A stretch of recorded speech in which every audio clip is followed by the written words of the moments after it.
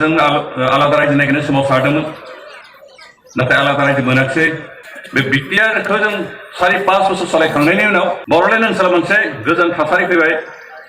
Deputy Chief Govind Basumatari सारा बुंदों जोङो सानसे समाव आलादा बड'लेण्ड रायजोनि थाखाय जोङो सोमावसारदोंमोन नाथाय बे बड'लेण्डखौ जोङो मोननो हायासै आरो बे बड'लेण्डनि जायगायावनो जोङो दिनै बिटिआर गोरोबथाखौ मोननो हाबाय आरो बे बिटिआर गोरोबथानि गेजेरजोंनो बड'लेण्डआव थानाय गासै बर' रायजो राजाफ्रा दिनै सान्थि फैबाय आरो सान्थि मोननो हाबाय होननानै जोंहा मानाव गेदेर Deputy Chief Govind Basumatari सारा बुंदों आरो लोगोसे बेजों लोगोसे गोबां बाथ्रा बुंदों। स' नोंथांमोना भिडिअखौ जोबजासे नायखांनायनि उनावसो कमेन्टनि गेजेरजों फोरमायहरबानो जाबाय जे Deputy Chief Govind Basumatari सारा दिनै मा बाथ्राखौ बुंनानै जोंनि बर' हारिनि गेजेराव बेसेबां गोग्गाथाव बाथ्रा बुंदों। स' नोंथांमोना भिडिअखौ जोबजासे नायलांबानो जाबाय।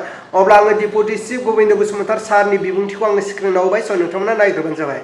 जों आलादा रायजो नागिरनाय समाव सारदोंमोन नाथाय आलादा रायजो मोनाखिसै 6 शिड्युल भारत संबिजितनि 6 शिड्युलनि अन्तर्गत मोनसे काउन्सिलसो मोनबाय।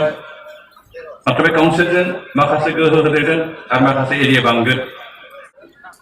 बड'लेण्डनि सिमाया सानजाहा बांसिगोन आरो बेखौ थिग खालामनो थाखाय बावैनो मोनसे कमिसन दानाय जागोन। बे कमिसननि गेजेरजोंनो बड'लेण्डआ जे बांगोन बिनि सिमाखौ थि खालामनाय जागोन। बे कमिसनानो सिमा बांनाय लोगो लोगो एरिया बांनाय लोगो लोगो जोंहा समस्थियाबो बांगोन बे समस्थिखौबो थि खालामगोन। जोंहा दा बिटिसि हिसाबै 40 समस्ति दं मात्र 40ल' खिन्थु जोंहा दा बे बिटिआर जाखांनानै एरिया बांनाय लोगो लोगो समस्ति जोंहा 60 जाहैगोन। लोगोसे जोंहा जिल्लाबो बांगोन आरो जिल्ला बांनाय लोगो लोगो जोंहा डिस्ट्रिक्ट हेडक्वार्टार सब डिभिजन हेडक्वार्टार गोबां गोदान जागोन आरो बेफोर जानाय लोगो लोगो गोदान गोदान अफिस फैनायाव जोंहा गोबां गोरों गोरा लिरनो फरायनो गोरों सेंग्रा सिख्लाफ्रा साख्रि मोननायनि मोनसे लामा गेवगोन।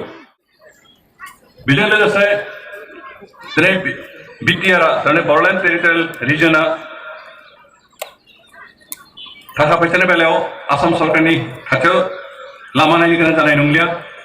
मानोना दिनै सरकार केन्द्र सरकारनिफ्राय जिखिनि फान्ड जिखिनि थाखा फैसा फैयो सिगाङावबा असम सरकारनि गेजेरजों फैनो गोनां जायोमोन।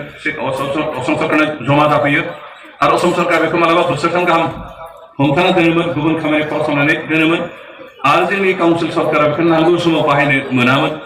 जायनि जाउनाव जोंनि सरकारा नांगौ बादि बहाबा साख्रि पस्ट खालि जायोबा बिनि एगेन्स्टै एपइन्टमेन्ट होनो हायामोन।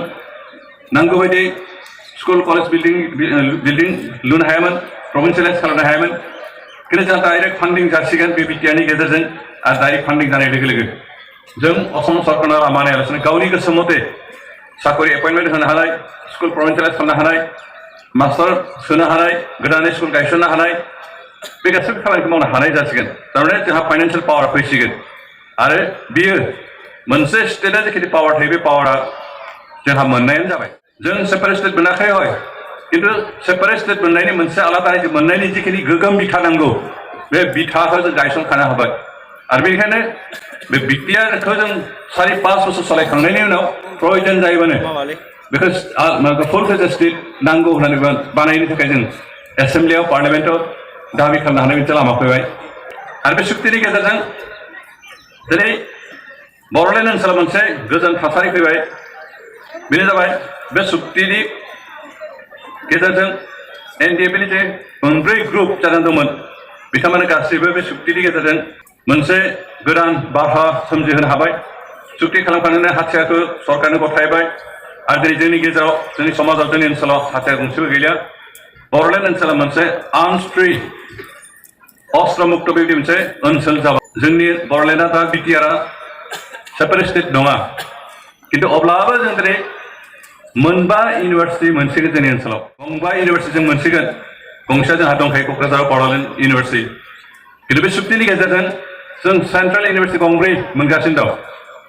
गंसेया उपेन ब्रह्म बिथांनि मुङाव मोनसे सेन्ट्रेल स्कुल जागोन मोनसे स्पर्ट्स इउनिभार्सिटि जागोन गंसे ट्राइबेल इउनिभार्सिटि आरो गंसे अर्गेनिक इउनिभार्सिटि जोंहा 2 इउनिभार्सिटि लोगोसे थाखानायजों 5 इउनिभार्सिटि जों मोनसिगोन जोंनि जायगायाव जोंनि हादोराव। नोंथांमोना अरुणाचलखौ मेघालयखौ मिज'राम बा नागालेण्डखौ नायहरनो नुगोन बिथांमोना मात्र गंसेल' फुल फ्लेजेड स्टेट खिन्थु इउनिभार्सिटि गंसेल' खिन्थु जों फुल फ्लेजेड स्टेट नङाबाबो गंबा इउनिभार्सिटिनि बिगोमा जासिगोन आरो हाग्रामा महिलारि बिथांमोननो बिटिआर जेबोआनो गैया बिथांनि बुंनाय सैथोना रायजो राजाफोर जेबोआनो गैयानो जे बिटिसि हिसाबै सासन खालामनायमोनब्ला 50 बोसोरनि उनावबो जिखिनि मोनथायखौ जों मोननाय नङामोन बे सुक्तिनि गेजेरजों सानसेयावनो बे मोनथायफोरखौ जों मोनदों बे सुबिदाखिनिखौ जों मोनदों बेनिखायनो बे सुक्तियाव जेबो गैया होननाय बाथ्राया अनला ओंख्रिया आगान थायि नङा होमबा रायजोफोर नोंथांमोना थारैनो खोनाखाबाय आरो बुजिखाबाय आरो मोनथिखाबाय